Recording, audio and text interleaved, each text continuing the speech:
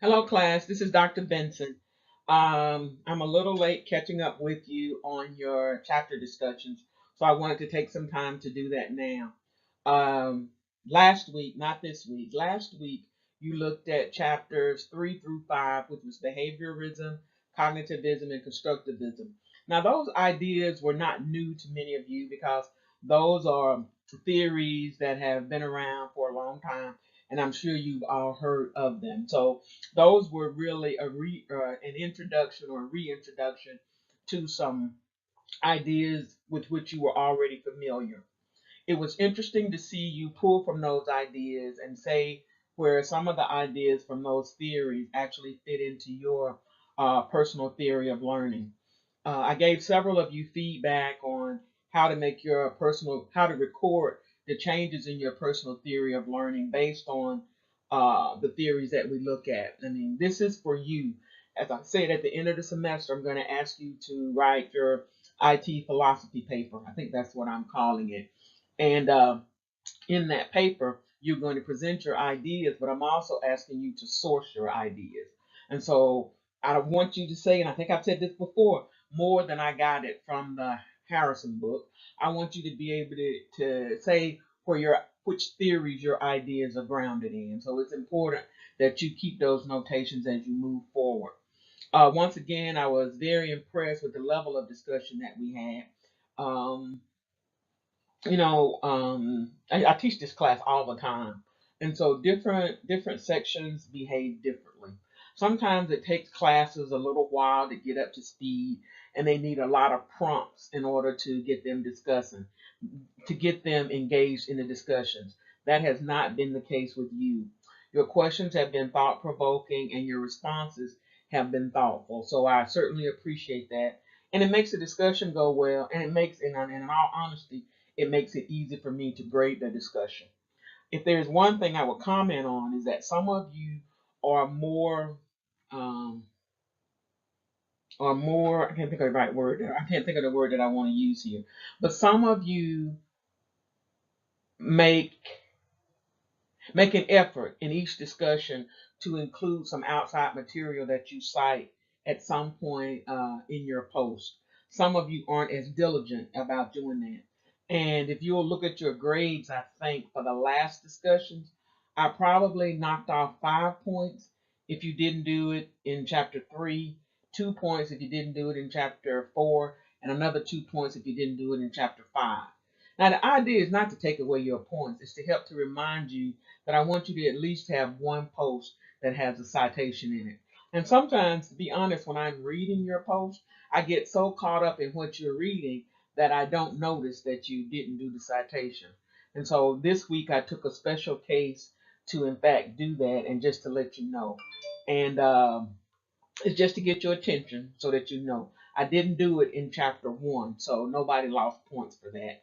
And I don't think a lot of people lost points for it this time, but it's just a reminder. And those points are easily recovered when you do it in the rest of the remaining chapters that we have to do. So any points that you lost in this discussion, you can easily make up for them in future discussions. I just want to encourage you to keep up the good work. Thank you. Now, this week's discussion, I think, um, covers topics that may not be as familiar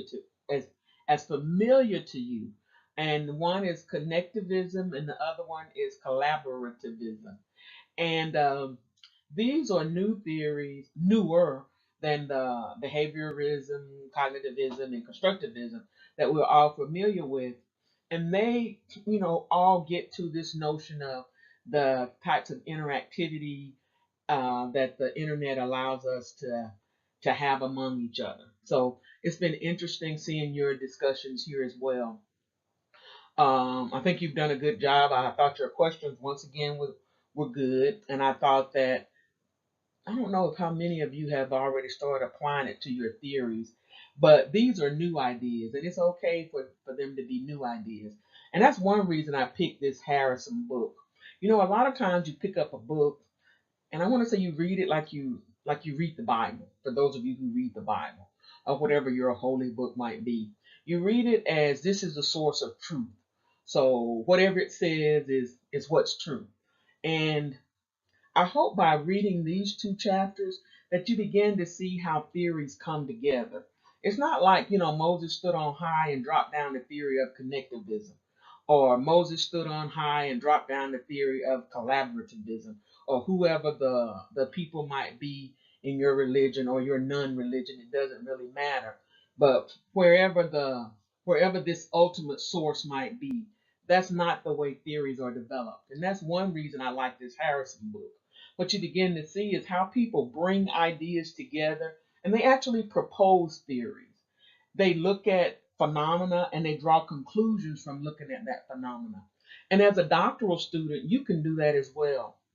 Um, in the textbook, in her chapter on collaborativism, Dr. Harrison has this thing where she talks about there are three types of online learning. Now, she says that like everybody, I mean, as I read it, I hear her voice. And to me, she's saying that like everybody in the world should be able to look at online learning and see that there are three different types. And I don't necessarily agree with that. I think that the lines that she draws are too firm of lines. I think that there is malleability. The lines are blurred between the three definitions that she uses. But that's my opinion, and that's not the way she puts them together. But I think it's important for us to read that because as you read it, it's okay for you to say, yeah, well, I agree with some of that, but maybe not all of that. Maybe they aren't three distinct types of online learning. Maybe they're more interrelated than that. And so, what you see by reading Dr. Harrison's work is how she brings together ideas, she brings together knowledge from other people, and then she draws conclusions and proposes her own framework. And those are things that you can begin to do as a doctoral student. I'm not saying that you have to disbelieve everything that you read, and you really shouldn't do that, because if you have evidence, you should be willing to accept evidence as true. But it's okay to put forth alternative views as long as you're able to support them, because I think Dr. Harrison does a good job of supporting her views. It still doesn't mean that you have to agree with them. But what happens when somebody uh, supports their views is you're able to look at the foundation that they put forth, and you're able to say, well, this part of the foundation fits from my perspective, but this part doesn't. So it allows you to be able to make a scholarly objection to the presentation as opposed to just saying I don't agree. And as you progress through your doctoral program, hopefully you'll get better and better at doing that. Sometimes at this stage in our career, it's difficult for us to critique people who have been in the field longer than us because we think that they know more than we do. And they do. But that doesn't mean that you can't have a new insight. And so I want to have place in this course for you to have new insights. I want you to base those insights on evidence, but I always want you to feel free to have new and different insights. So I hope you are enjoying the Harrison book. I was introduced to her actually when I was a first year doctoral student. I was doing some research on online learning, and I can't remember the paper, but she had written it was a conference paper, conference proceedings, and I read it, and she had a model in that paper that I wanted to use in a paper that I was going to write. And so I think I wrote her, and she didn't answer, and I think I wrote her about 50 times, and she never answered. You would think after about the 10th time I would stop emailing the lady. I don't know why she didn't answer me, but she didn't, and I just wondered. But anyway, so over the years, I kept up with her. I kept up with her work, and I think I like this book a lot. And at the end of the semester, I'll ask you what you think about it. So we're still reading and we're still looking at the ideas that Dr. Harrison has in this book, and we're comparing them to our own ideas, and we're seeing what we can add to our personal toolkit. So let's keep moving on. I noticed something in this week's discussion that you may have noticed as well. At least one of you is using the first edition of the Harrison text. Now, there's a lot of similarities in the two editions, but when we get to this chapter on online collaborative learning and the future chapters, there are some differences. There are some things that she did in the first book on online collaborative learning that she did in one chapter. And in this book, she breaks it out into multiple chapters. If you have the first edition and you bought it from somebody like Amazon, I am pretty sure that they will let you exchange it for the second edition and pay whatever price differential that there may be. I also want you to remember that there is a link to a free online resource, Emerging Perspectives on Learning, Teaching, and Technology, for some additional insights on some of these learning theories. Of course, uh, online um, collaborativism is not there because this is something new that Dr. Harrison is putting forth. But I don't want you to forget that as a resource. So, as we look ahead, the next two chapters are more about collaborativism, with Dr. Harrison giving us more examples of applications. And so, as we read those two chapters, and the last chapter in this book, where she sort of wraps everything together, and we'll be finishing that up next week. That discussion starts on Thursday night, so be sure to check to see what you're responsible for in the coming week. As I read your post for this week's discussion on connectivism and collaborativism, I saw a lot of positive comments about blogging. If you'll look at the course outline, you'll see that for the next three topics that we cover, which will be technology adoption models, instructional design models, and then some other IT frameworks, I have a micro blogging activity, and that's Twitter. Uh, based on your expressions about blogging, I've decided that instead of doing microblogging using Twitter, we're just going to try some simple blogging. And I chose to do that for a couple of reasons.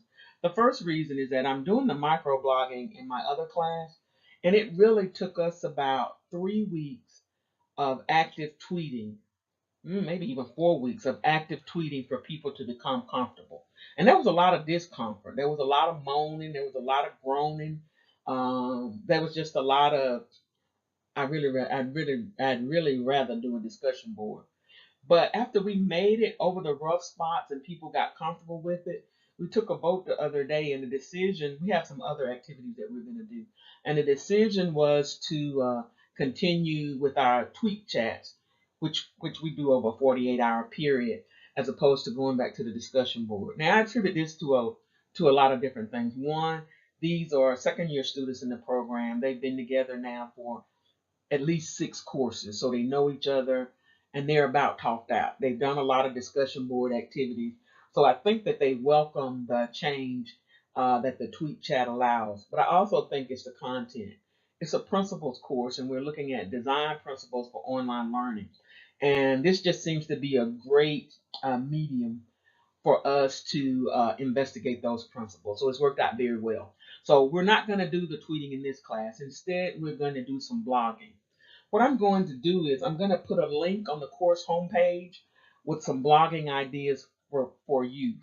Now, a couple of things, a couple of issues that tend to come up when we blog is that, and I think somebody or a few of you pointed it out in your discussions, is that people don't go to everybody else's blog. It becomes kind of difficult to keep up with people's blogs and that kind of thing. So, if you have any tips on what we can do to make it easier for us to keep up with each other's blogs, I'm going to create a page that's called Blog Ideas, and I want you to provide your comments um, on that page to help us make this blogging activity a whole lot better.